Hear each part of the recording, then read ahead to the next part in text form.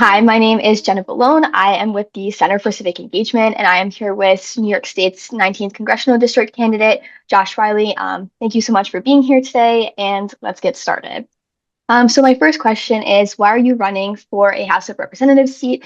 And if you are elected, what will be your top priority for the district?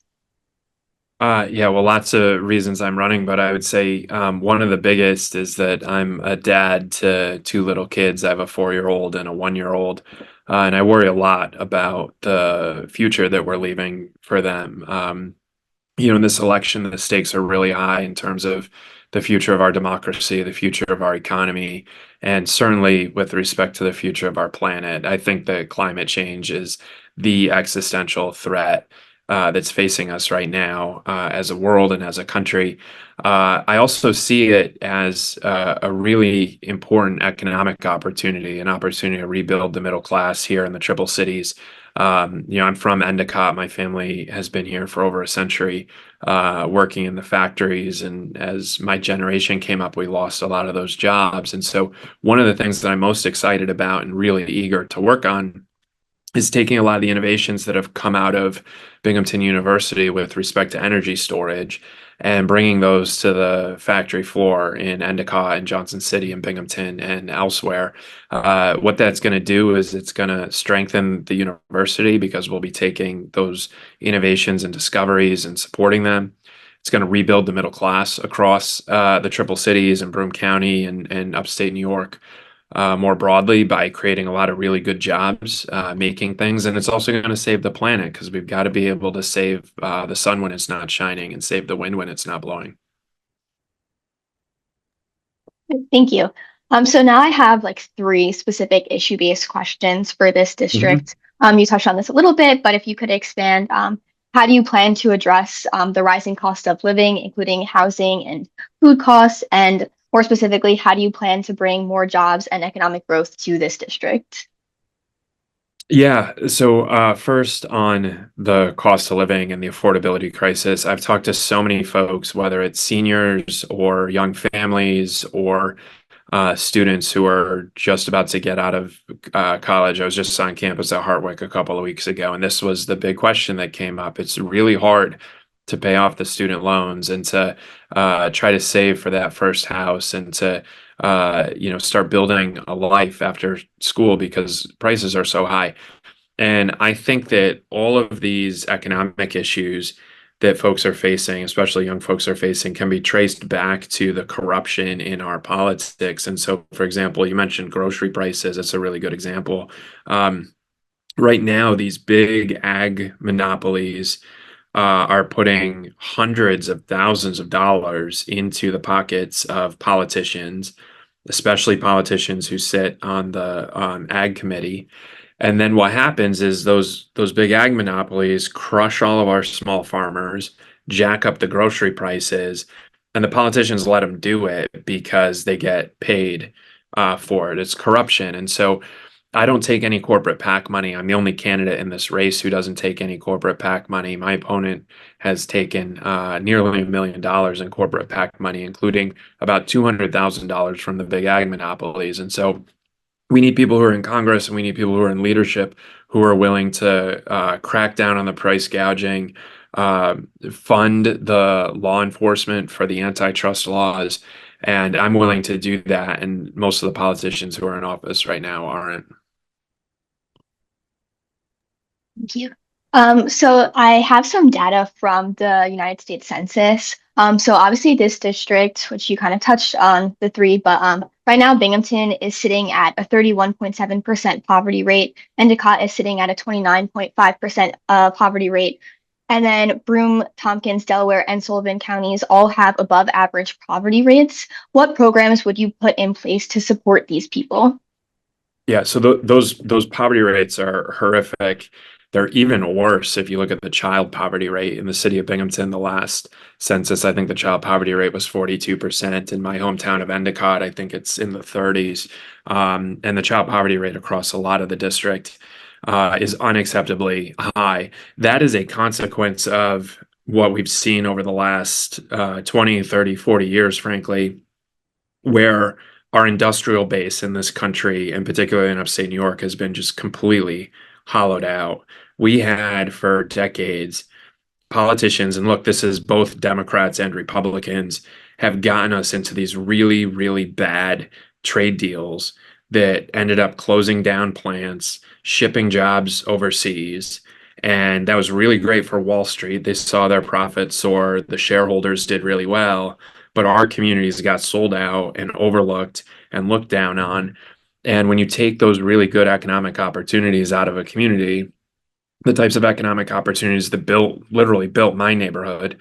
If you take those economic opportunities out of a community, the consequence of it is you see the opioid epidemic rip through, you see the child poverty rate skyrocket, and it is an inequality in our country and in our economy that can't be allowed to continue. And so my plan would be to do things like restore and expand the child tax credit, expand the earned income tax credit. I think we should make massive investments in the community schools model, which is something that Senator Gillibrand is leading the charge on. What that would do is make sure that kids, particularly from low-income communities who are coming to school, are not just getting an education, they're also getting a whole bunch of other supports to give them a chance to succeed. The school meals that they need, the arts program and the enrichment programs, making sure they have stable housing and a safe housing to go back to. And look, this is something throughout my career I've been working on. My first case out of law school, I worked with the American Academy of Pediatrics representing kids from low-income families who are having difficulty getting access to healthcare services. And what I did in that case, I argued in federal court that healthcare should be a civil right in this country, and it's something I still believe. I'm often asked when I talk about this, well, Josh, how are we going to pay for all of it? Well, look, nobody ever asks how you're going to pay for the billions of dollars in tax cuts that my opponent is giving to billionaires. Nobody asks how you're going to pay for the trillions of dollars in subsidies they've given to the oil industry over the years. Nobody asks how you're going to pay for the loopholes and tax cuts for the hedge fund managers on Wall Street. And so we can pay for all that stuff as we have for a long time and pay for all the terrible trade deals that the politicians have gotten to us in a long time. Surely we can invest in our kids who are living in poverty in the triple cities. And then just my last issue-based question is that obviously this district encompasses 9 different counties and they all have diverse needs. How do you feel that you can help all of these diverse needs? Yeah, I spend a lot of time, a lot of time in the car, traveling around the district. And so I've spent a lot of time in every county. I think we have about 172 towns. I've spent a lot of time in nearly all of them. And it's true that each town and county and community has its own unique and local needs. And one of the things I enjoy the most about campaigning is learning what those are. I was just in Margaretville last weekend, and I know there's an effort underway to connect some of the downtown centers through a revitalization initiative, right? I love learning about that stuff.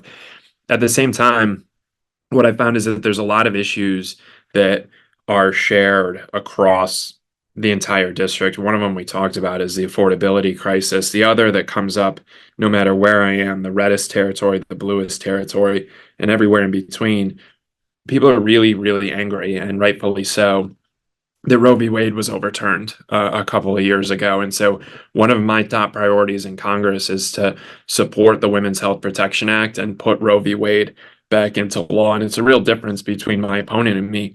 He voted 13 times to restrict women's access to abortion services. I'm pro-choice, he's not, and it's really that simple. And then just my last question is a little bit more student-based. So what will you do as a member of the House of Representatives to help support students at Binghamton University? Yeah, well, we talked about a couple of the things in terms of the cost of living. One of the issues I hear about on campus all the time is reproductive freedom, and so that's something that I'm really committed to working on. I think tied into the housing or to the cost issues that we talked about earlier is housing issues. We have a massive shortage of housing, affordable housing, housing that middle class can afford.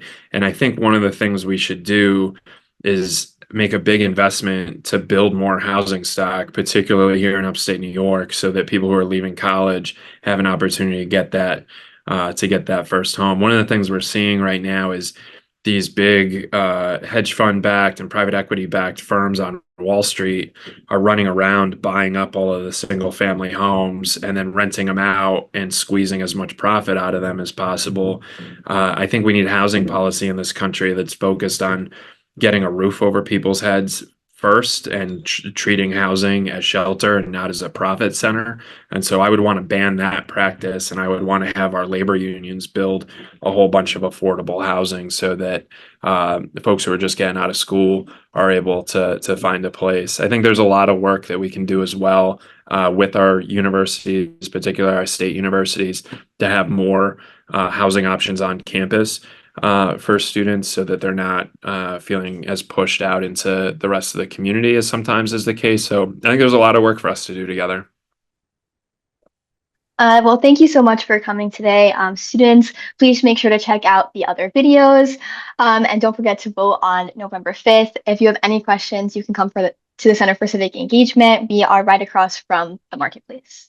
Thanks. Jenna, can I add one thing that I didn't touch on, Yes. which I think is for folks who are watching this and probably interested in politics? One thing that I think is important to remember is this congressional district is one of the most competitive in the entire country. One of the analysts who looks at these things just rated us the first or second most competitive district in the country. All of the analysts have rated it a toss-up race, which means it's anybody could win it. It's very, very competitive. And so, New York's probably not going to be a swing state in the presidential election. We're probably not going to decide control of the Senate. But this congressional district very well may determine who controls the House of Representatives. And so folks on campus at Binghamton, you are in a unique and a special situation where you can actually make a difference in shaping the future of this country in this district, in this election. And so I would just encourage everybody to do their research and get registered to vote and go out and vote.